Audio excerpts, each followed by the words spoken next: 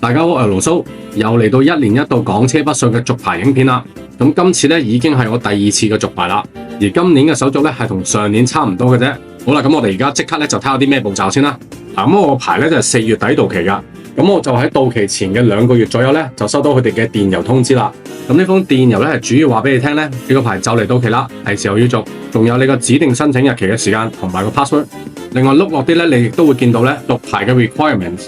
咁最主要咧就係要符合呢3點。第一咧就係個申請人維持不變啦，第二咧就係個車輛亦都維持不變噶。我最後咧就個司機咧都要維持不變，咁就 OK 噶啦。好啦，咁跟住咧等你等到個指定時間嘅時候咧，你就撳翻呢條 link 入去填 form 申請。入到嚟呢版之後咧，就碌到落最底咧喺申請續期呢度咧，你會見到藍色呢條 link，你就撳入去。咁入到嚟呢一度咧，我就建議你細心啲咧去睇晒呢啲問題同埋答晒佢。仲有去到第7條呢度咧，佢就會話俾你聽咧，你需要啲咩嘅文件。咁基本上咧，你可以照住嚟執噶，詳情可以睇翻下邊。好啦，當你搞掂晒嘅話咧，就可以撳繼續啦。咁入到嚟呢版之後咧，都係提你有啲咩要預先準備嘅啫。咁如果你係跟足晒我之前嘅提示嘅話咧，咁呢度可以直接飛過噶啦。嚟到呢度咧就要入個驗證碼。好啦，咁跟住入到嚟呢一版咧就係填啲個人資料啦。咁你跟住填就 OK 噶啦。嗱，咁都提一提你啦，呢個登入密碼咧就喺佢哋 send 俾你嘅電郵裏面咧就可以見到噶啦。嗱，咁填晒咧就可以撳繼續。咁跟住呢一版咧就係主要咧嗌你跟翻佢哋嘅要求，同埋睇清楚晒所有嘅細節。因為入咗 application 之後咧，你係冇得翻轉頭噶啦。咁再嚟呢一版咧就係填更加多嘅車主嘅資料同埋上載啲文件。咁搞掂晒之後咧就可以撳繼續噶啦。咁跟住呢度咧就係俾你再睇多次咧，你輸入嘅資料有冇錯誤。如果冇問題嘅話咧，就可以剔翻呢個我已閱讀，跟住再撳繼續。嗱，跟住佢再俾多次機會你咧，再睇多次。咁真係冇問題嘅話咧，就可以撳繼續啦。嗱，咁去到呢度咧，香港呢邊嘅申請咧就已經圓滿結束噶啦。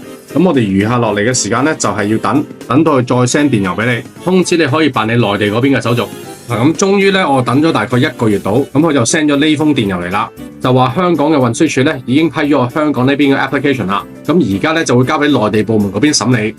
咁電郵嘅下方咧都寫咗3點提示喺度噶。咁其中嘅驗車咧同埋自助採檢中心去備案咧，係去要求你咧，或者你係第1次申請咧先需要去做嘅啫。另外咧，買保險咧就必須要買噶。咁呢個電郵咧係我星期2朝頭早收到噶，跟住星期3朝頭早咧就收到內地部門嘅通知，叫我可以登入跟住上載個保險。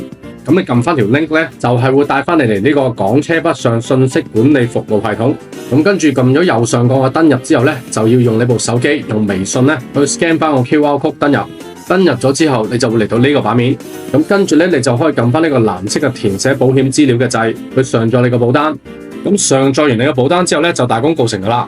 咁餘下落嚟嘅時間咧，就淨係等嘅啫，就等佢 send 翻咧禁區紙上面嗰個禁區號碼俾你。另外提翻咧，嗰張禁區紙咧上年已經作廢咗噶啦，所以到時咧你淨係會收到嗰個號碼嘅啫。